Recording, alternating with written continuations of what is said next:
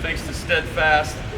This is our Rubcorp logo. We're down the way with some of our best partners. They do NFL combine training. They do professional track and field training, along with the host of other things and great charitable things. So shout out to them and thanks for giving us a chance to be here.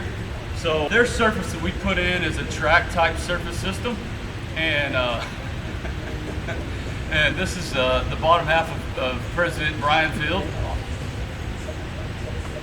Hey, here's the top half. So anyway, thanks to Steadfast. We want to show a couple things you can do on this surface to make it unique in a gym environment. So again, this specifically is, we'll get a close-up to you. This is a 50% fine grind. What does that do? So that means fine grind versus coarse grind. So we're talking, 1 millimeter, 0.1 millimeter? 1 to 1.5 millimeters is kind of the range of granule size. So the small granules that are in this surface before we trowel it, as you know, it's EPDM dry rubber. So we've got, think of it in the terms of oat clusters, right? So we've got a big oat cluster, and then we've got our steel cut oats, as a Canadian fellow would say. So that's the difference in what it is. What the fine grind does for you, actually when you've got the 1.5 millimeter granules, it's a little bit hard on you, to be honest. If you're just putting pressure on the surface, it's like anything else. It's great to walk on and it's really responsive. So it's tough when you hit it, but it gives you rebound. Weightlifters rub it. Weightlifters rub it and they love it.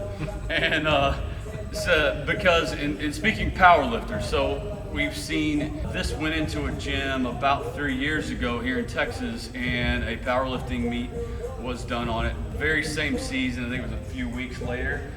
Set state records that day on it. They talk about how they love that it's taught to be on, but it's also responsive. So it's enough give without it causing any retrograded ability to push up on the weight, but it's also sturdy enough to hold you in place. So that's an advantage.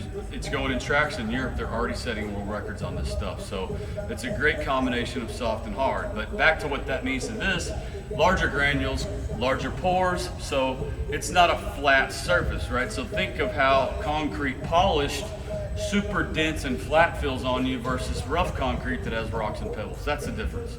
So that's what makes this good. So we're going to show you a few different kind of activities and demonstrations that show why this works great in terms of durability, in terms of responsiveness, and so on.